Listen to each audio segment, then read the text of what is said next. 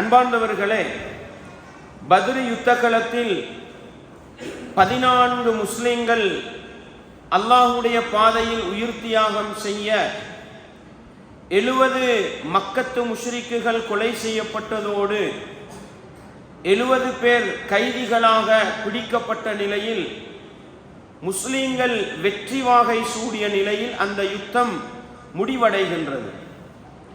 அல்லாஹுடைய தூதர் ஸல்லல்லாஹு அலைஹி வஸல்லம் அவர்கள் அந்த யுத்தம் முடிவடைந்தவுடனே அந்த இடத்தில் 3 நாட்கள் தரித்திருந்தார்கள். பொதுவாகவே ரசூலுல்லாஹ் ஸல்லல்லாஹு அலைஹி வஸல்லம் அவங்க ஒரு யுத்தம் முடிவடைந்தால் அந்த இடத்துல 3 நாட்கள் தங்கி இருப்பாங்க. மீண்டும் யுத்தம் வரும்ன்ற நிலை இல்லை என்றான். புகாரில அது சம்பந்தமா உங்களுக்கு பார்க்கலாம். ரசூலுல்லாஹ் ஸல்லல்லாஹு அலைஹி வஸல்லம் அவங்க பத்ர் யுத்தம் முடிந்த பிறகும் அதே போன்று என்ன செய்கிறார்கள், 3 நாட்கள் அந்த இடத்துல தங்கி இருக்கிறார்கள். தங்கி இருந்து 3வது நாள் என்ன செய்கிறார்கள், ஏன் தங்கி இருக்கிறார்கள் பாருங்க. அனஸ் இப்னு மாலிக் ரலியல்லாஹு அன்ஹு சொல்லுவாங்க, தரக கத்லா பத்ரின் ஸலாசன், பத்ரில் கொலை செய்யப்பட்ட அந்த 70 பேரையும் 3 நாட்கள் அதே இடத்துல ரசூலுல்லாஹ் விட்டு விட்டாங்க. 3 நாளைக்கு பிறகு ரசூலுல்லாஹ் என்ன பண்றாங்க, கொலை செய்யப்பட்ட அந்த பொடிகளை எல்லாம் எடுத்து ஒரு குழியில போட்டு புதைக்கிறாங்க. அந்த பத்ர் களத்துல நாங்கள் ஏற்கனவே சொன்னோம், பல கிணறுகள் இருந்தது. அதுல ஒரு கிணறு இருந்துதான், பெரிய கிணறு, கற்களால சுத்தி கட்டப்பட்ட கிணறு. அந்த கிணறுல எப்பொழுதுமே நல்ல தண்ணி வாரது இல்லையா.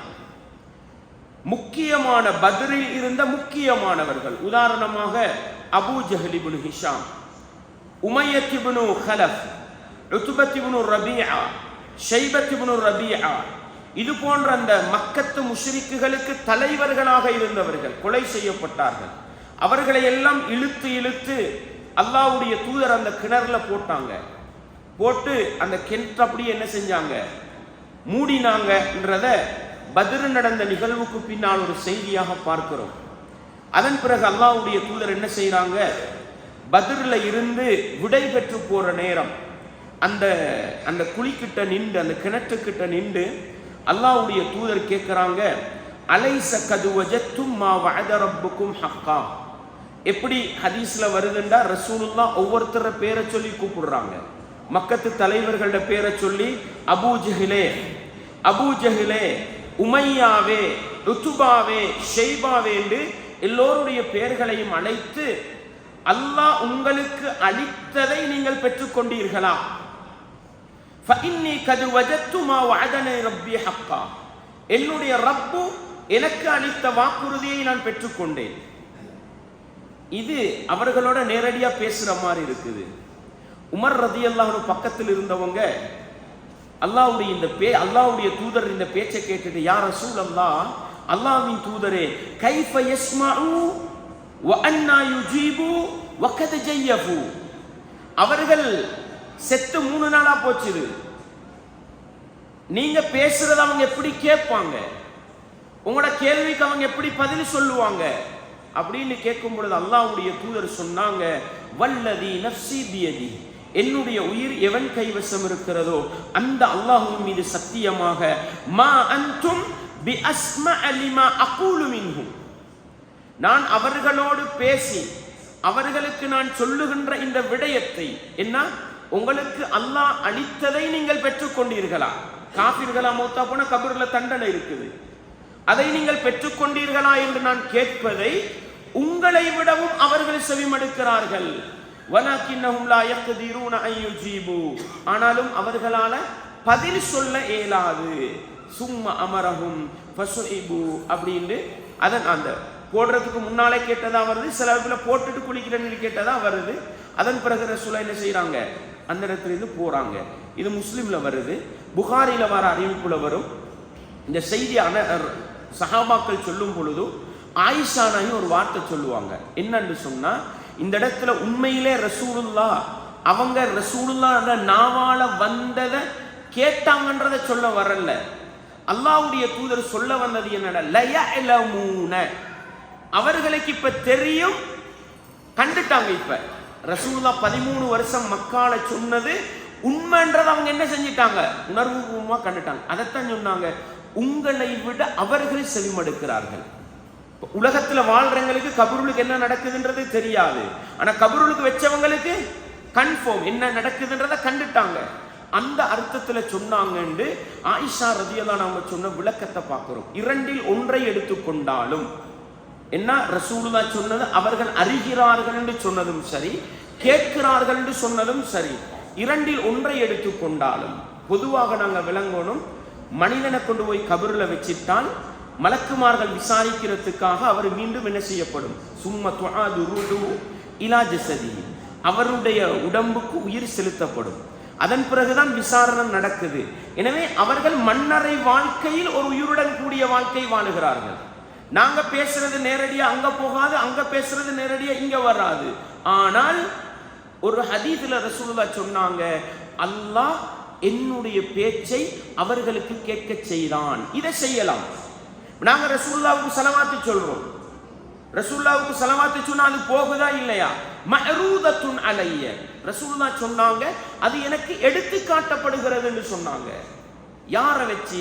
மலக்குமார்களை கொண்டு ஆலமுல் பர்ஸக், அந்த திரையுலக வாழ்க்கைக்கு அல்லாஹ் அந்த செய்தியை என்ன செய்கிறான், கொண்டு போகிறான்ற அடிப்படையிலையும் இந்த ஹதீஸ் என்ன செய்யலாம், ஒரு தண்டனைக்காக. உதாரணமா எனக்கு ஒருத்தர் அடிச்சார், அடி வாங்குறது கேவலமா இல்லையா? அடி வாங்குறது கேவலம். அடி வாங்கின போறோம், நீங்க நல்லா திண்டிங்களான்னு கேட்டா எப்படி இருக்கும்? நல்லா கிடைச்சிச்சா அப்படின்னு கேட்டா அடிச்சவனை கூட மறந்துடுவோம், இப்படி கேட்டவனை மறக்க மாட்டோம். அது ஆகப்பெரிய தண்டனை. எனவே அவர்கள் தோல்வி அடைந்தது ஒரு கேவலம், கொலை செய்யப்பட்டது ஒரு கேவலம். கபருல போயாவது இந்த முகமதனிய சும்மாவா விட்டாரு, கபருளுக்கு வச்சும் ஒரு கேள்வி கேட்டாருன்றது ஒரு கேவலம், ஒரு அவமானமா இல்லையா? ரசூலுல்லாஹ் அதையும் வார்த்தையோட சொன்னாங்க, என்னுடைய இந்த பேச்சை அவர்கள் கேட்கின்ற நிலையை அல்லாஹ் உருவாக்கினான். எதற்காக? அவர்களை கண்டிப்பதற்காக, அவர்களை கேவலப்படுத்துவதற்காக என்று சொன்ன வார்த்தையை புகாரியிலே பதிவு செய்யப்பட்டிருக்கின்ற ஹதீஸின் மூலம் நானும் நீங்களும் புரிந்து கொள்கிறோம். எனவே பத்ர் களத்துக்கு பின்னால அந்த காஃபிர்கள் எல்லாத்தையும் எடுத்து ஒன்று குழியில போட்டா புதைச்சாங்க.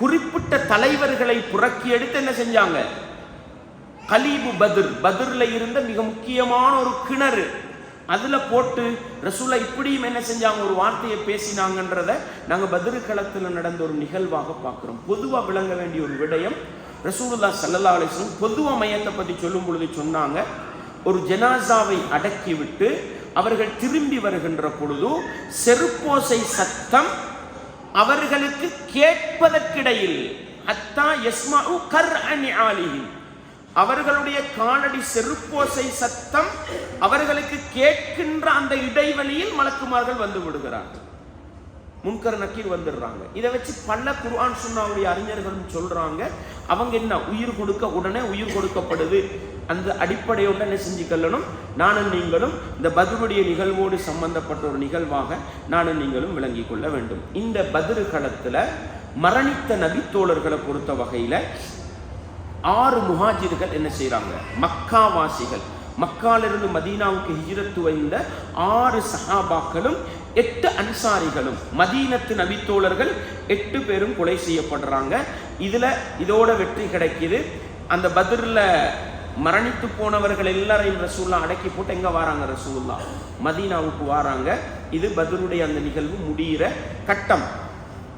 இப்ப ரசூலுல்லாஹ் ஸல்லல்லாஹு அலைஹி வஸல்லம் அவங்க கைதிகளா பிடிக்கப்பட்டாங்களே, அவர்களை எல்லாம் எடுத்துக்கொண்டுதான் இங்க மதீனாவுக்கு போவாங்க. அவங்க யாரையும் விட்டுட்டு போறது இல்லை, மதீனாவுக்கு எடுத்துக்கொண்டு போய் தான் அவர்களுக்கு என்ன செய்யறது அப்படின்றது சம்பந்தமா ரசூலுல்லாஹ் ஸல்லல்லாஹு அலைஹி வஸல்லம் அவங்க அதை கூட ஆலோசனையின் அடிப்படையில் தான் முடிவெடுத்தாங்க. இதுவும் முக்கியமான ஒரு பகுதி. அல்லாஹ்வுடைய தூதருக்கு நினைச்ச முடிவெடுக்கலாம், அவங்க தான் ஆட்சி தலைவர். ஆனாலும் அல்லாஹ்வுடைய தூதர் அந்த மஜ்லிஸ்ல இருந்த மூத்த சஹாபாக்கள், குறிப்பாக அபூபக்கர், உமர், இவங்கள்ட்ட தான் ஆலோசனை கேட்டாங்க. ஏன் அவர்கள்ட்ட கேட்டாங்க? அவங்களோட உறவுகள் தான் இருக்கிறாங்க. ரசூலுல்லாஹ்ட பெரியப்பா அப்பாஸ் ரலியல்லாஹு அன்ஹு கைதியா வந்திருந்தாங்க. ரசூலுல்லாஹ்ட மருமகன் அபுல் ஆஸ், யார்? ஸைனப் ரலியல்லாஹு அன்ஹா, ரசூலுல்லாஹ்ட மூத்த மகள், அவரோட கணவர் ரசூலுல்லாஹ்ட மருமகன் கைதியா வந்திருந்தார். அலி ரலியல்லாஹு அன்ஹு அவங்களோட சகோதரன் அகீல் கைதியா வந்திருந்தார். முஸ்அப் இப்னு உமைர் யார்? இஸ்லாத்துக்காக மதீனாவுக்கு அனுப்பப்பட்ட முதலாவது பிரச்சாரகர், இளைஞன். அவருடைய சகோதரர் வந்திருந்தார். எல்லாம் இரத்த உறவுகளும் குடும்ப உறவுகளும் சொந்த பந்தங்களும். அல்லாஹ்வுடைய தூதர் அபூபக்கர் உமர் ரலியல்லாஹு அன்ஹு கேட்டாங்க, கைதிகளோட விஷயத்துல நாங்க என்ன செய்வோம்? அல்லாஹு அக்பர். அல்லாஹ்வுடைய தூதர் வாழ்க்கையில ஒவ்வொரு தலைவரும் படிங்க, ஒவ்வொரு நிர்வாகியும் படிங்க, ஒவ்வொரு பொறுப்புதாரியும் படிங்க. நானும் தான் நீங்களும் தான். சொந்த முடிவின் அடிப்படையில் எதையும் செய்யக்கூடாது. எந்த ஒரு விடயமாக இருந்தாலும் மஷூராவின் அடிப்படையில் செய்வதில் ஆழமான வெற்றி இருக்குதுன்றதை நானும் நீங்களும் மறக்கப்படாது. அல்லாஹ்வுடைய தூதர் என்ன முடிவெடுத்தாலும் அந்த சமூகம் என்ன செய்யும்? கட்டுப்படும். ஆனாலும் அல்லாஹ்வுடைய தூதர் அபூபக்கர் ரலியல்லாஹு அன்ஹு அவங்களை பார்த்து கேட்டாங்க, அபூபக்கர் அவர்களே, கைதிகளோட விஷயத்துல மா தரவுன், நீங்க என்ன சொல்றீங்க அப்படின்னு கேட்ட நேரம் அபூபக்கர் ரலியல்லாஹு அன்ஹு எப்பொழுதும் சொஃப்டானவங்க, அவர்களுடைய முடிவுகளும் சொஃப்டாக இருக்கும். யா நபி அல்லாஹ், ஹும் பனுல் அம்மி வல் அஷீரா, இவங்க எல்லாரும் எங்கட இரத்த உறவுகள், எங்கட சொந்தக்காரர்கள். அரா அன் தஅஹுத மின்ஹும் ஃபித்யத்தன், நாங்க அவங்கள்ட்ட இருந்து ஒரு ஃபித்யாவை எடுப்போம், ஒரு தெண்ட பணத்தை எடுப்போம். அது ஃபதகூன லனா குவ்வத்தன் அலல் குஃபார், இது இதற்கு பிறகும் காஃபிர்களுக்கு எதிராக போராடுவதற்கு எங்களுக்கு என்ன செய்யும்? பொருளாதார ரீதியாக பலம் சேர்க்கும். ஃபஅஸல்லாஹு அன் யஹ்தியஹும் லில் இஸ்லாம், இரண்டாவது அவர்கள் இஸ்லாத்துக்கு வருவதற்கு என்ன செய்யும்? என்ற உலகத்துல வாழ்றாங்களே, நாளைக்கோ நாளண்டக்கோ இஸ்லாத்துக்கு வரதுக்கு அது காரணமாக இருக்கும்ண்டாங்க. ஃபகால ரசூலுல்லாஹ் மா தரா இப்னுல் கத்தாப், இப்னுல் கத்தாபே, உமரே நீங்க என்ன சொல்றீங்கன்னு கேட்ட நேரம் எப்பொழுதுமே உமர் ரலியல்லாஹு முடிவுகள் கடுமையாக இருக்கும். வெளிப்படையா பேசுவாங்க, ஒளிவு மறைவிலம் நேரடியா பேசுவாங்க. அவங்க தெளிவாக சொன்னாங்க, லா வல்லாஹி, அல்லாஹ்வின் மீது சத்தியமாக, யா ரசூலல்லாஹ், அல்லாஹ்வின் தூதரே, மா அரா அல்லதி ரஆ அபூபக்கர், அபூபக்கர் சொன்ன கருத்தை நான் சொல்ல மாட்டேன். இதான் ஓப்பன்ன்றது. நாங்க மஷூரா உட்கார்ந்து உள்ளதெல்லாம் மனசுல வச்சுக்கிட்டு தான் பேசுறது. அது மஷூரா முடிய சண்டை இல்லை. எவ்வளவு தெளிவான வார்த்தை பாருங்க. இவ்வளவுக்கும் அபூபக்கர் உமர்ண்டா ரெண்டு பேரும் உற்ற நண்பர்கள், மக்கா காலத்திலிருந்து நண்பர்கள். அல்லாஹு அக்பர். எப்படி சொன்னாங்க? அபூபக்கர் சொன்னதை நான் சொல்ல மாட்டேன் அல்லாஹ்வின் தூதரை என்று சொல்லிட்டு தான் வலாக்கின்னி அரா, ஆனாலும் நான் என்ன சொல்றேன் தெரியுமா? அன்துமக்கின்னா, எங்கட கைதிகள் எங்கள்கிட்ட தாங்க. அதுவும் எப்படி தெரியுமா? சும்மா பங்குடுங்கன்றதல்ல, ஏண்ட உறவை எனக்கிட்ட தாங்க. அவங்களோட கழுத்தை நாங்க வெட்டுறோம். அலியன், அலிக்கிட்ட கொடுங்க. மின் அகீல், அகீல கொடுங்க அலிக்கிட்ட, அவர் கழுத்தை வெட்டட்டும்.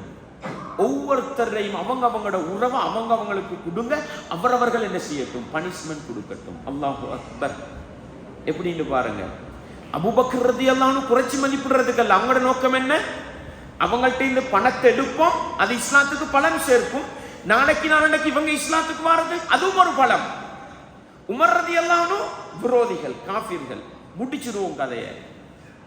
உச்சகட்டம் என்ன? அல்லாஹ்வுடைய தூதர் ஆலோசனை கேட்டதும் மஷூரா கேட்டதும், பத்ரை ஒரு கதையாக படிக்காமல், பத்ரை ஒரு வரலாறாக படிக்காமல், ஈமானிய உணர்வு உள்ளத்துல நிறையணும்.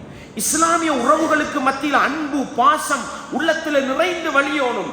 இஸ்லாத்துற விரோதிகள் நல்லா விளங்குங்க, மாற்று மதத்தவர்களை பத்தி பேசுறதல்ல, மாற்று மத சகோதரர்களை பத்தி பேசுறதல்ல. நல்லவன் அடிப்படை எங்களுக்கு இடம் தரும் பொழுது, எங்களை ஆதரிக்கும் பொழுது, எங்களை வரவேற்கும் பொழுது, அந்த மாற்று மதத்தவர்களுக்கு எதிராக நாங்கள் எந்த தீங்கும் செய்யக்கூடாது. அவர்களுக்கு மனிதநேயத்தின் அடிப்படையில் செய்யக்கூடிய அனைத்தையும் செய்யணும். அதுல எந்த ஒரு குரோதம் காட்டக்கூடாது. நல்லா விளங்கிக்கங்க. ஆனா உள்ளத்துல இடம் கொடுக்கிறது யாரு? உற்ற நண்பர்களாக ஆக்குறது யாருக்கு? உள்ளத்தால் நேசிப்பது யாரை?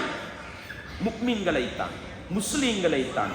இந்த வித்தியாசத்தை விளங்கணும். எனவே மாற்று மதத்தவர்களாக இருப்பவர்கள், அவர்கள் மனிதநேயத்தோடு எங்களுக்கு இடம் தந்து எங்களை மதித்து வாழும் வரையில் அவர்களை அதைவிட நாங்கள் மதிக்க வேண்டும். அபூபக்கர் என்ன சொன்னாங்க? அவர்கள் இஸ்லாத்துக்கு வரலாம். இதான் எங்கட சிந்தனையா இருக்கணும், எங்கட பண்பாடு. எங்களோட நல்ல நடத்தை, எங்களோட நல்ல உணர்வுகள், எங்களுடைய நல்ல அகலாக்குகள் மாற்று மத சகோதரர்களை இஸ்லாத்துக்கு கொண்டு வர அளவுக்கு நடக்க வேண்டுமே அல்லாமல் அவர்களை உரண்டோட செய்கின்ற அளவுக்கு என்ன செய்யக்கூடாது, நடக்கக்கூடாது என்ற ஆழமான பாடத்தை பெறுவதோடு ஈமான் என்று வந்துவிட்டால், இஸ்லாம் என்று வந்துவிட்டால் உள்ளத்தால் அந்த முஸ்லிம்களை நேசிக்கின்ற பக்குவம் வர வேண்டும். அல்லாஹ்வுடைய தூதர் என்ன முடிவெடுத்தாங்க? அபூபக்கர் ரலியல்லாஹுடைய முடிவை எடுத்து அவர்களிடத்தில் தென்ற பணத்தை எடுத்துக்கொண்டு என்ன செய்வோம், யாருக்கெல்லாம் பணம் கட்ட முடியுமோ அவர்கள் பணத்தை கட்டிவிட்டு விடுதலை பெறலாம். ஆனா நல்லா விளங்குங்க, இஸ்லாம் வருவதற்கு முன்னாட யுத்த களத்துல ரூல்ஸ் என்ன தெரியுமா? இப்படி எடுக்கிறல்ல, அடிமையாக்குற ஆடு மாடுகளை போல கொண்டு வேலை வாங்குறதும் வாங்கலாம் விற்கலாம் இடத்துல அடிமைகளா வச்சுக்கிறது. இஸ்லாம் வந்த பெரும் தன்மை என்ன தெரியுமா? உங்களுக்கு பணம் தரையிலுமா, பணத்தை தாங்க, தந்துட்டு விடுதலையாகி போங்க. பணம் தர இயலாதவர்களுக்கு என்ன நிலை? யாருக்கிட்டெல்லாம் அறிவு இருக்குதோ அவர்கள் முஸ்லிம் பிள்ளைகளுக்கு படித்து கொடுக்க வேண்டும். ஒரு கைதிக்கு 10 பேரை கொடுத்தாங்க, 10 பேருக்கும் நல்லா படிச்சு கொடுத்துட்டு உங்கள்ட்ட உள்ள அறிவை கொடுத்துட்டு போங்க. இது எதை உணர்த்துகிறது? இஸ்லாமிய மார்க்கம் அறிவுக்கு எதிரான மார்க்கம் அல்ல. இஸ்லாமிய மார்க்கம் அறிவுக்கு எதிரான மார்க்கம் அல்ல.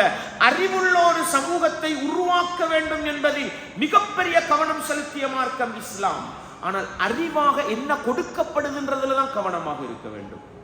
உலகத்துக்கும் பயனில்லாத, மறுமைக்கும் பயனில்லாத கல்வி கல்வி அல்ல. உலகத்தில் பயனடைய வேண்டும், மறுமையில் பயனடைய வேண்டும். அல்லாஹ்வுடைய தூதர் அந்த கைதிகள் என்றால் முஷ்ரிக்குகள், அவர்களை வைத்தே உங்கள்கிட்ட உள்ள பயனுள்ள கல்வியை மக்கத்து சிறார்களுக்கு, மதீனத்து சிறார்களுக்கு படிச்சு கொடுத்துட்டு என்ன செய்யுங்க, விடுதலை எடுத்து போங்கன்ற அறிவுக்கு ஒரு பெருமதி இருக்கு. முஸ்லிம் சமூகம் இதை புரிய வேண்டும். அந்த பெருமதியைத்தான் அல்லாஹ்வுடைய தூதர் அந்த கைதிகள்கிட்ட இருந்து எடுத்துக்கொண்டு 10 சிறார்களுக்கு படிச்சு கொடுங்க, படிச்சு கொடுத்துட்டு விடுதலை பெற்று போங்கன்ற செய்தியை அல்லாஹ்வுடைய தூதர் முடிவெடுத்தாங்க. இப்படி முடிவெடுத்து முடிஞ்சு கைதிகள்கிட்ட ஃபித்யா எடுக்கிறது. உமர் ரலியல்லாஹு அன்ஹு அடுத்த நாள் வாராங்க. அபூபக்கர் உமர், அபூபக்கர் ரலியல்லாஹு ரசூலுல்லாஹ் 2 பேரும் அமர்ந்து அழுது கொண்டிருக்கிறார்கள். உமர் ரலியல்லாஹு பார்க்க 2 பேரும் அழுகிறாங்க. அல்லாஹ்வின் தூதரே, ஏன் அழுகிறீங்க? அக்பிர்னி மின் ஐயி ஷைஇன் தபிகி அன்த வ ஸாஹிபுக, நீங்களும் அபூபக்கரும் ஏன் அழுகிறீங்க சொல்லுங்க. ஃபஇன் வஜத்து புகாஅன் பகைது, எனக்கு அழுக வந்தா நானும் அழுவேன். வ இல்லம் அஜிது புகாஅன் தபாகைது, எனக்கு அழுக வரலன்னா நான் அழுகிற மாதிரி என்ன செய்வேன், நடிப்பேன், கஷ்டப்பட்டு அழுகை எடுப்பேன். அல்லாஹு அக்பர். ரசூலுல்லாஹ் அழுதத்துக்கும் காரணம் கேட்டாங்கண்டா, அபூபக்கர் அழுதத்துக்கும் காரணம் கேட்டாங்கண்டா. அந்த உமர் ரலியல்லாஹு அன்ஹு ஈமான இஸ்லாத்தை, ரசூலுல்லாஹ் சஹாபாக்களை எந்த அளவு நேசிச்சிருப்பாங்கன்னு பாருங்க. அப்பதான் சொன்னாங்க, அபு உமரே, நாங்கள் எடுத்த முடிவிலே உங்களுடைய முடிவைத்தான் அல்லாஹ் விரும்பினான். என்ன? விரோதிகளுடைய கழுத்தை என்ன செய்ய வேண்டும், வெட்டி பணிதிருக்க வேண்டும். கொலைக்கு கொலை தானே. ஃபஅதது அலைஹி பிமிஸ்லி மா அத்ததா அலைக்கும், உங்கள் மீது அத்துமீறிய அளவுக்கு நீங்களும் அத்துமீறுங்கள். ஏன் மக்கால இருந்து அவ்வளவு பெரிய ஒரு படையை திரட்டி கொண்டு வந்தாங்க? ரசூலுல்லாஹ்வை அழிக்கணும். முஸ்லிம்கள் அதுக்கு தானே வந்தாங்க. அவர்களை திருப்பி அழிக்கிறது குற்றம் கிடையாது. ஆனாலும் ரசூலுல்லாஹ் என்ன செஞ்சாங்க? முடிவு. எனவே உமரே, உங்களுடைய முடிவை அல்லாஹ் என்ன செய்தான், முடிவாக எடுத்தான். அதை நாங்க மாற்றி முடிவெடுத்துட்டோம் என்ற கவலையில அழுகிறோம்னு என்ன செஞ்சாங்க? ரசூலுல்லாஹ் சொன்னாங்கன்ற செய்தியில முஸ்லிம்ல நானும் நீங்களும் ஒரு ஹதீஸாக பார்க்கிறோம். இதுவெல்லாம் பத்ருக்கு பின்னால் நடந்த முக்கியமான நிகழ்வு சகோதரர்களே. இப்பொழுது ரசூலுல்லாஹ் ஸல்லல்லாஹு அலைஹி வஸல்லம் அவர்கள் கைதிகளை எல்லாம் பங்கு வைக்கிறார்கள். வைத்துவிட்டு என்ன சொன்னார்கள் தெரியுமா? கைதிகளோடு நல்ல முறையில் நடந்து கொள்ளுங்கள். அல்லாஹு அக்பர். உலக மனித சமூகத்துக்கு இன்றைக்கு நாகரீகத்தின் உச்சத்தை தொட்டிருக்கிறோம் என்று சொல்லுகின்ற ஐரோப்பிய நாடுகள், பென்டகனை ஆளுகிற சமூகம், ஐநா சபை என்று சொல்கிற சமூகம், கைதிகளுக்கு என்று மிகப்பெரிய ரூல்ஸை எழுதிவிட்டு, சட்டதிட்டங்களை எழுதிவிட்டு, கைதிகளை மிருகங்களை விட மோசமாக நடத்துகின்ற இந்த நாகரிக உலகத்திற்கு 1400 வருடங்களுக்கு முன்னால நாகரீகம் சொல்லி கொடுத்தவங்க ரசூலுல்லாஹ். நாகரீகம் சொல்லி கொடுத்தவங்க ரசூலுல்லாஹ். எழுத தெரிந்தவர்கள் இருந்தால் பத்ருடைய நாகரீகத்தை உலகத்துக்கு எழுதுங்கள். கைதிகளை எப்படி நடத்த வேண்டும் என்ற பாடத்தை மும்மொழிகளிலும் உலகத்துக்கு எழுதுங்கள். அல்லாஹ்வுடைய தூதர் சொன்னார்கள், இஸ்தௌசு பில் உசாரா கைரா, கைதிகளுக்கு நீங்கள் நல்லதையே நாடுங்கள் என்று சொன்னார்கள். ஒரு சில வரலாற்று குறிப்புகளை பிதாயா வன் நிஹாயாவிலே இப்னு கஸீர் இமாம் அவர்கள் எழுதுகிறார்கள். வரலாற்று ஆசிரியர்கள் எழுதுகிறார்கள். எந்த அளவுக்கு தெரியுமா? சஹாபாக்களுக்கு எல்லாம் பிரிச்சு கொடுத்த பிறகு கைதிகளோடு நடந்து கொண்ட முறையை எழுதுகிறார்கள். யாரு? நான் சொன்னேன், முஸ்அப் இப்னு உமைர் ரலியல்லாஹு அன்ஹுடைய சகோதரர் கைதியாக பிடிக்கப்பட்டார். அவர் சொல்கிறார், அபு அசீஸ் இப்னு உமைர் அவர் சொல்கிறார், நான் கைதியாக பிடிப்பட்டேன். என்னை பிடித்தவர்களுக்கு அல்லாஹ்வுடைய தூதர் சொன்னது கைதிகளை நல்ல முறையிலே நடத்துங்கள் என்று. என்னோடு அன்சாரி தோழர்கள் எப்படி நடந்து கொண்டார்கள் தெரியுமா? அவர்களுக்கு இரவு சாப்பாடு வரும், அவர்கள் ஈத்தம்பழத்தை தின்னுவார்கள், அவர்கள் ஈத்தம்பழத்தை சாப்பிடுவார்கள். எனக்கு கோதுமை மாவினால் செய்யப்பட்ட ரொட்டியை சாப்பாடாக தருவார்கள். அவங்க ஈச்சப்பழத்தை சாப்பிட்டாங்க, எனக்கு ரொட்டியை தந்தாங்க. காரணம், அல்லாஹ்வுடைய தூதர் சொன்ன வசியத் என்றார்கள். அபுல் ஆஸ் இப்னு ரபி, யார் அவர்? ரசூலுல்லாஹ்வுடைய மருமகன், கைதியாக இருக்கிறார். அல்லாஹு அக்பர். உலகத்தில் இப்படி ஒரு வரலாறு பார்க்கலுமா? மதீனத்து சாம்ராஜ்யத்தின் தலைவர் முஹம்மது நபி அவர்கள் மதீனத்து மன்னராக இருக்க தன்னுடைய மருமகன் கைதி கூட்டிலே இருக்கிறார். அல்லாஹு அக்பர். அற்புதமான வரலாறு, அற்புதமான வரலாறு. அன்பாண்டவர்களே, அபுல் ஆஸ் இப்னு ரபி அவர்களும் சொன்னார்கள், நான் அன்சாரிகளில் ஒருவருக்கு கைதியாக போனேன். ஜஸாஹுமுல்லாஹு கைரன், அவர்களுக்கு அல்லாஹ் நல்லதையே கூலியாக கொடுக்கட்டும். அவர்கள் இரவு சாப்பாடு சாப்பிட்டாலோ, அவர்கள் பகல் சாப்பாடு சாப்பிட்டாலோ எனக்கு இரொட்டியை தந்தார்கள், அவர்கள் ஈத்தம்பழத்தை சாப்பிட்டார்கள். வல் குபுசு மஅஹும் கலீல், இரொட்டி அவர்களிடத்தில் கொஞ்சம் தான் இருந்தது, ஆனாலும் அதை கைதிகளுக்கு பங்கு வைத்துவிட்டு ஈத்தம்பழம் அவர்களிடத்தில் அதிகமாக இருந்தது, அதைத்தான் அவர்கள் சாப்பிட்டார்கள் என்று சொன்ன வரலாற்றை பார்க்கிறோம். அல் வலீத் இப்னுல் முகீரா கைதியாக இருந்தார். அவரும் இதே போன்ற வார்த்தையை சொன்னார். எந்த அளவுக்கு சொன்னாங்க தெரியுமா? கைதிகளை எந்த அளவு மென்மையா நடத்தினாங்கண்டா, கைதிகளை ஒட்டகத்துல ஏத்தி விட்டுட்டு இவங்க நடந்து போவாங்களாம். அல்லாஹு அக்பர். இது போன்ற முத்தான வரலாற்று செய்திகள் ஐநா சபைக்கு எழுதப்பட வேண்டும். இஸ்லாமிய வரலாறு சாதாரண வரலாறு அல்ல. அன்பார்ந்தவர்களே, இதுவெல்லாம் அமெரிக்காவும் ஐரோப்பிய நாடுகளும் இருண்ட காலத்திலே வாழ்ந்த காலம், இருண்ட உலகத்தில் இருந்த காலம். 1400 வருடங்களுக்கு முன்னால் இஸ்லாம் உலகத்துக்கு கைதிகளை எப்படி வழிநடாத்த வேண்டும் என்ற நாகரீகத்தை படித்து கொடுத்த வரலாற்றுக்கு சொந்தக்காரர்கள் நானும் நீங்களும் என்பதை என்ன செய்யக்கூடாது, ஒரு நாளும் மறந்துவிடக்கூடாது. அன்பார்ந்தவர்களே, பலஸ்தீனிய கைதிகளை இன்றைய இஸ்ரேல் எப்படி வழிநடாத்துகிறது? அன்பார்ந்தவர்களே, இஸ்லாமிய உறவுகளே, மனித நேயமற்ற நாகரீகமற்றவர்களுடைய கையிலே உலகம் போய் சிக்கி தவிக்கிறது என்பதை மாத்திரம் பத்ருடைய வரலாற்று நிகழ்வுகளை வைத்து இந்த உலகத்துக்கு வரலாறாக சொல்லலாம். அன்பார்ந்தவர்களே, இதன் பிறகு அல்லாஹ்வுடைய தூதர் மக்காவிலிருந்து ஃபிதியா வரும். ஒரு கைதிக்கு என்று எது வருமோ அதை எடுத்துக்கொண்டு அல்லாஹ்வுடைய தூதர் அந்த கைதியை என்ன செய்வார்கள்? மக்காவுக்கு அனுப்பி விடுவார்கள். இதில் நடந்த மிக முக்கியமான ஒரு நிகழ்வு என்னன்னு சொன்னா, ரசூலுல்லாஹ்வுடைய மருமகன் அபுல் ஆஸ் கைதியாக இருக்கிறார். ரசூலுல்லாஹ்வுடைய மகள் ஸைனப் ரலியல்லாஹு அன்ஹா மக்காவாசியாக இருக்கிறார். அல்லாஹ்வுடைய தூதர் நடந்த மென்மையை பாருங்க. தண்ட மகள் திருமணம் முடிச்சு கொடுத்துட்டாங்க. அல்லாஹ்வுடைய தூதர் இழுத்துக்கிட்டு வரல. இன்றைக்கு என்ன நடக்குது? என்ற மகளுக்கு கொஞ்சம் அநியாயம் உண்டா, உடனே போய் மகளை நாங்க இழுத்துக்கிட்டு வந்துடுறோம் இல்லையா? இல்லாட்டி என்ன செய்யறோம்? மருமகள் பொருத்தம் இல்லைண்டா மருமகளை விரட்டுறோம். ஏழுமா சூரத்து தலாக்குடைய முதலாவது வசனத்தை ஒவ்வொரு குடும்ப உறுப்பினர்களும் படிக்க வேண்டும். ஒவ்வொரு வாப்பாமாரும் படிக்க வேண்டும், ஒவ்வொரு தாய்மாரும் படிக்க வேண்டும். அல்லாஹ் என்ன சொல்கிறான்? தலாக்கு சொல்லப்பட்ட பெண்மணி யார்? தலாக்கு சொல்லப்பட்ட பெண்மணி எங்கு இத்தா இருக்க வேண்டும்? கணவன் வசிக்கின்ற அதே வீட்டுக்குள் தான் இத்தா இருக்க வேண்டும். அல்லாஹ் சொல்கிறான், அவர்கள் வெளியே போகவும் கூடாது, நீங்க வெளியே அனுப்பவும் கூடாது. தில்க ஹுதூதுல்லாஹ், இதுதான் அல்லாஹ் போட்ட வரம்பு என்று அல்லாஹ் சொல்கிறான். அதுக்கு மாறு செஞ்சா மறுமையில தண்டனை இருக்கு. அல்லாஹ்வுடைய தூதர் நினைச்சிருந்தா ஜைனபை பலவந்தமாக இழுத்து கொண்டு வந்திருக்கலாம், கொண்டு வரல. கணவர் விட்டுட்டு தான் வந்தாங்க. யாரு தெரியுமா ஃபிதியா அனுப்பினது? யாரு? மக்கா முஷ்ரிக்குகள் அனுப்பினாங்க. வரலாற்று குறிப்புல வரக்கூடிய செய்தி, ஹதீஜா நாயகி தானே உம்மா ஜைனப் ரலியல்லாஹு அன்ஹுடைய, அவங்க ஒரு மாலையை அன்பளிப்பா கொடுத்திருந்தாங்களாம். அந்த மாலைய அந்த ஃபிதியாவோட சேர்த்து ரசூலுல்லாஹ்வுடைய மகள் தன்னுடைய கணவருக்கு ஃபிதியாவாக அனுப்பி வைத்தார்களாம். அல்லாஹு அக்பர், அல்லாஹு அக்பர். இந்த ஃபிதியாவை பார்த்த உடனே ரசூலுல்லாஹ் கவலைப்பட்டாங்க. கைதிகளை பிரிச்சு கொடுத்துட்டாங்க. அந்தந்த சஹாபாக்கள் முடிவெடுக்கலாம் எதை எடுத்துக்கிட்டு விடுறது. அல்லாஹ்வுடைய தூதர் சொன்னாங்க, அபுல் ஆச அந்த மாலையோட திருப்பி அனுப்ப மாட்டீங்களான்னு கேட்டாங்க.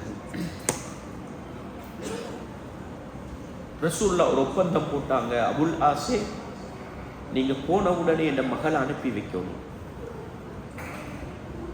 நீங்க போன உடனே என் மகளை அனுப்பி வைக்கணும். அபுல் ஆசும் உடன்பட்டார். அந்த மாலையை திருப்பி எடுத்துக்கொண்டு போனார்.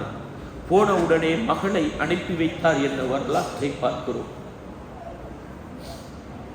அதன் பிறகு மக்கா வெற்றிக்கு பின்னால அபுல் ஆஸ் இஸ்லாத்தை ஏற்றுக்கொண்டு மதீனாவுக்கு போன உடனே இஸ்லாத்தை ஏற்றுக்கொள்கிறார் என்ற தகவல்கள் வருது. அவர் வருகிறார் மதீனாவுக்கு. வந்தவுடனே பழைய திருமண ஒப்பந்தத்தோடு ஜைனப் ரலியல்லாஹு அவர்களை மீண்டும் ரசூலுல்லாஹ் சேர்த்து வைத்தார்கள் என்ற வரலாற்று குறிப்பை பார்க்கிறோம். அல்லாஹு அக்பர்! என்ன மனிதநேயம் உள்ள மார்க்கம் இஸ்லாம்! இந்த இஸ்லாத்தை தான் அழிக்க துடிக்கிறது இந்த உலகம்.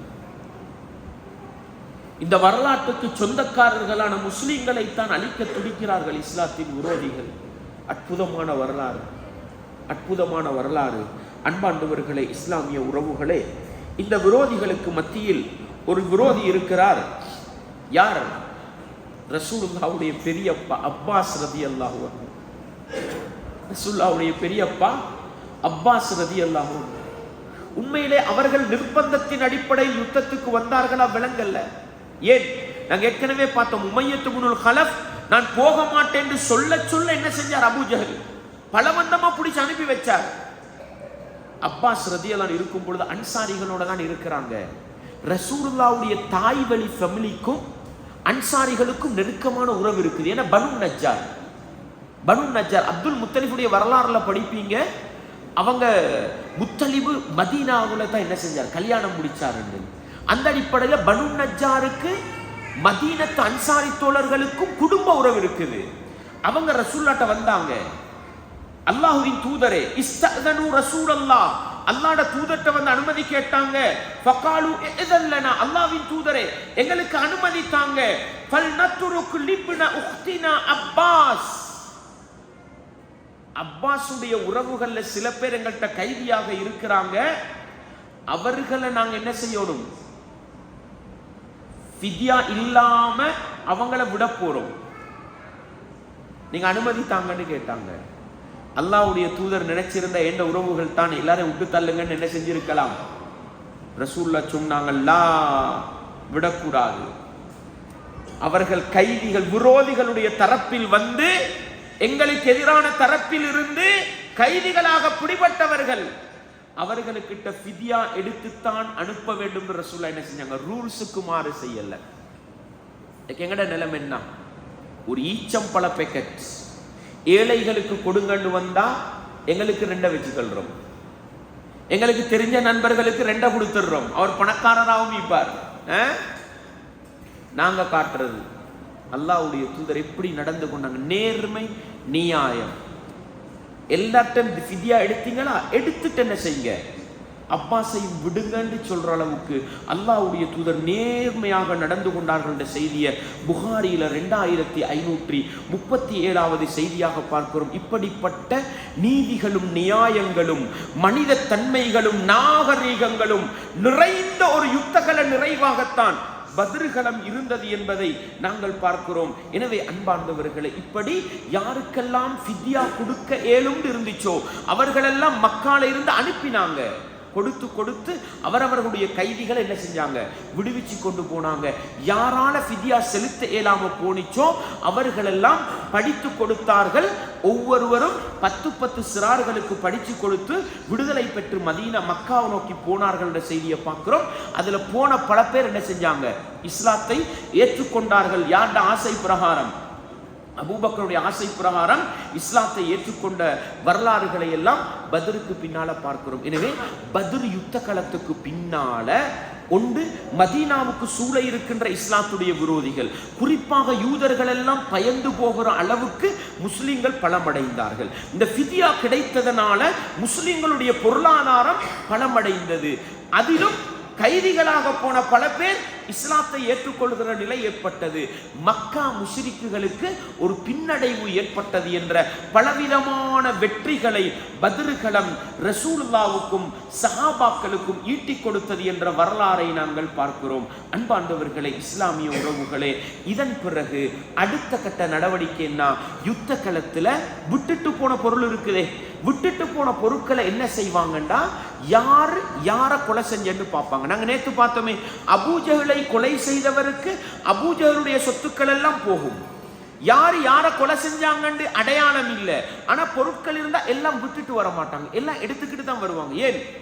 எதையும் வீணாக்க மாட்டாங்க. பொடிகளை கூட நல்லா விளங்குங்க, அது அப்படியே விட்டுட்டு வந்தா என்ன செய்யும்? எல்லாம் அவிஞ்சி அங்கிருந்து நோய்கள் பரவுறதுக்கு காரணமாக இருக்கும். அது அல்லாஹ்வுடைய தூதர் என்ன செஞ்சாங்க, எடுத்து பக்குவமா புதைச்சிட்டு தான் வந்தாங்க. இதுவும் உலகத்துக்கு சொல்லிக் கொடுத்த ஒரு நாகரீகம் தான். உலகத்துக்கு சொல்லிக் கொடுத்த ஒரு நாகரீகம் தான். கொண்டு வந்த அந்த பொருட்கள் இருக்குதே, இதெல்லாம் கனிமத் என்ற அடிப்படையில, குறிப்பிட்ட அளவின் அடிப்படையில ரசூலுல்லாஹ் என்ன செய்வாங்க, பங்கு வச்சு பிரிச்சு கொடுப்பாங்க. அதுல கூட இஸ்லாம் என்ன சொல்லுது, யஸ்அலூனக அனில் அன்ஃபால். சொத்துண்டு வரும் பொழுது ஒரு ஆசை வரும் தானே, ஒரு ஆர்வம் வரும் தானே. அதனால சில தோழர்கள் வந்து கேட்டாங்க, இந்த யுத்த களத்துல மிஞ்சி வரக்கூடிய பொருட்களை பத்தி நபியை நீங்க என்ன சொல்றீங்கன்னு கேட்கும் பொழுதும் அல்லாஹ் சொன்னான், குல் நபியை நீங்கள் சொல்லுங்கள், அல் அன்ஃபாலு லில்லாஹி வர் ரசூல். அல்லாஹ்வுடைய தூதருக்கு தான் அது. ஃபத்தகுல்லா, நீங்க அல்லாஹ்வை பயந்துக்கங்க. வ அஸ்லிஹு ذات பைனிக்கும், உங்களுக்கு இடையில் நீங்கள் நல்லிணக்கத்தோடு வாழுங்கள். எதுக்கு பின்னால? பொருளாதாரத்தை கண்ட பிறகு நல்லிணக்கம் வரணும். ஏன்? சண்டை சச்சரவு எங்க வார? சண்டை சச்சரவு எங்க வார? பொருளாதாரத்தை கண்டாதான் வரும். நிர்வாக பிரச்சனை எங்க வரும்? பொருளாதாரம் அக்கௌண்ட்ல காலியா இருந்தா யாரும் தூக்க மாட்டாங்க. பொருளாதாரம் கொஞ்சம் கூட வந்தா நீ கவுண்டர் ஆகிறா நானே கவுண்டர் பிரச்சனை எல்லாம் வரும். பத்ரு களத்தில் அல்லாஹ் சொல்லிக் கொடுத்த பாடம், யுத்த களத்தில் மிஞ்சி வரக்கூடிய பொருள் யாருக்குரியது? அல்லாஹ்வுடைய தூதர். நீங்க அல்லாஹ்வை பயந்துக்கங்க, நீங்க நல்லிணக்கமா வாழுங்க. விளங்கிச்சா உங்களுக்கு? பொருளாதாரத்தை காணும் பொழுதோ அதுக்கு பின்னால போகக்கூடாது. அல்லாஹ்வுக்கு கட்டுப்படுங்க, அல்லாஹ்வுடைய தூதருக்கு கட்டுப்படுங்க. அல்லாஹ் குர்ஆன் வசனத்தை இறக்கி கனிமத்தை எப்படி பிரிக்கணும்ன்றத அழகா சொல்லிக் கொடுத்தான். பத்ர் கைதிகளை பற்றி சொல்லும் பொழுது அல்லாஹ் என்ன சொன்னான்? மாகான லி நபியின் அன் யகூன லஹு அஸ்ரா. ஒரு நபிக்கு கைதிகள் இருந்தால் அந்த நபி முதலாவது முடிவு என்ன தெரியுமா இருக்கணும்? ஹத்தா யுஸ்கின ஃபில் அர்ல், கழுத்தை வெட்டி பூமியில என்ன செய்யணும்? தாட்டணும், அவர்களை அடக்கம் செய்யணும். ஆனா அதுக்கு அல்லாஹ்வுடைய தூதர் இந்த குர்ஆன் வசனம் இறங்குறதுக்கு முன்னால முடிவெடுத்துட்டாங்க. அந்த முடிவை அல்லாஹ் மாத்த சொல்லல, ஆனா கைதிகளோட விஷயத்துல என்ன முடிவெடுக்கும்ன்ற பாடத்தை எல்லாம் சொல்லி கொடுத்துட்டு, கைதிகள்கிட்ட ஃபிதியா எடுக்கிறதுல ஒரு நோக்கம் இருக்குமே, பணம் எடுக்கலாம் என்று, துரிதூன அரபத் துனியா, உலகத்தின் அற்பமான அந்த பொருட்களை நீங்கள் ஆசை வைக்க கூடாது. வல்லாஹு யுரீதுல் ஆஹிரா, அல்லாஹ் உங்களுக்கு விரும்புறது எதை? மறுமையை என்ற பொருளாதார வெறியர்களாக மாறக்கூடாது, பொருளாதாரத்துக்கு பின்னால் போகக்கூடாது, மறுமையை விரும்பி வாழுகின்ற முக்மீன்களாக வாழ வேண்டும் என்கிற ஆழமான பாடத்தை, அதிகமான கனிமத்தை கண்ட அந்த நபித்தோழர்களுக்கு அல்லாஹ் பாடமாக சொல்லிக் கொடுத்தான் என்றால், இங்கிருந்து பெறுகிற விளங்குகிற பாடம் என்ன? பொருளாதாரம் வரும் சகோதரர்களே. இன்னைக்கு எங்களுக்குள்ள பிரச்சனை, பொருளாதாரத்தை காணத்தான் உலக வெறி வருது, அப்படித்தானே? பொருளாதாரம் கூடத்தான் அடுத்தவர்களை ஏமாற்ற ஆரம்பிக்கிறோம், சுரண்ட ஆரம்பிக்கிறோம், அநியாயம் செய்ய ஆரம்பிக்கிறோம். ஆனால் அல்லாஹ் எங்க பாடம் நடத்துறான்னு பாருங்க. ஒரு பக்கம் மக்கா முஷ்ரிக்குகள் விட்டுட்டு போன கனிமத் ஒரு பக்கம், இன்னொரு பக்கம் விதியால வந்த சொத்து செல்வங்கள் ஒரு பக்கம். இதை கண்டு என்ன செஞ்சிடப்படா, உலக மோகம் வந்துவிடக் கூடாது என்பதற்கு அந்த சஹாபாக்களுக்கு அல்லாஹ் சொல்லி கொடுத்த பாடம் தான் வல்லாஹு யுரீதுல் ஆஹிரா. அல்லாஹ் உங்களுக்கு விரும்புறது ஏற மறுமையைத்தான் விரும்புகிறான், உலகத்தை அல்ல என்ற அந்த ஆழமான பாடத்தை பத்ருடைய நிகழ்வுக்கு பின்னால் எனக்கும் உங்களுக்கும் அல்லாஹ் சொல்வதும், உலகத்துக்காக வாழுகிற மனிதர்களாக வாழாதீர்கள், மறுமைக்காக வாழுகிற மனிதர்களாக வாழுங்கள் என்ற ஆழமான பாடத்தை பத்ருடைய நிகழ்விலிருந்து நானும் நீங்களும் படிக்க வேண்டும். எனவே அன்பார்ந்தவர்களே, இதைவிட கனிமத்தை எப்படி பிரிச்சாங்கன்றதான விரிவான பாடம் தேடுங்கள், படியுங்கள். இன்னும் ஒரு பத்ரு சந்தர்ப்பம் வந்தால் நாங்க தேடி படிக்கிற நிலைமை வரணும். ஒவ்வொரு யுத்த களத்துக்கு பின்னாலும் நாங்கள் பெற வேண்டிய நிறைய பாடங்களும் படிப்பினைகளும் இருக்குகின்றதை விளங்கி பத்ரு களத்திலிருந்து நானும் நீங்களும் என்ன பாடங்களை பெற்றோம், என்ன படிப்பினைகளை பெற்றோம் என்பதை ஒன்றுக்கு பல தடவை வீடியோக்களை பார்த்து இந்த பத்ரு நிகழ்விலிருந்து ஒரு சொட்டு ஈமானை அதிகரித்துக் கொள்ள முடியுமா? உலகத்திலிருந்து கொஞ்சம் பின்வாங்கி மறுமைக்காக ஒரு அடி எடுத்து வைக்க முடியுமா? மறுமையை நோக்கி வாழுகின்ற மனிதர்கள் என்ற அந்த ஆழமான பாடத்தை பத்ருடைய நிகழ்விலிருந்து பெற்றுக்கொண்டு இந்த உலகத்தில் வாழுகின்ற பொழுது இஸ்லாத்துக்காக வாழ்ந்து ஈமானுக்காக வாழ்ந்து மரணிக்கின்ற பொழுதும் இஸ்லாத்தோடு ஈமானோடு மரணித்து மறுமை நாளையில் அந்த பத்ரு சஹாபாக்களோடு சுவர்க்கத்தில் வாழுகின்ற ஆசையோடு வாழ்ந்து மரணிக்க முயற்சி செய்வோம். வல்லவன் ரஹ்மான் எனக்கும் உங்களுக்கும் உயர்ந்த பாக்கியத்தை தந்தருள வேண்டும். வஆஹிரு தஅவானா அனில் ஹம்துலில்லாஹி ரப்பில் ஆலமீன்.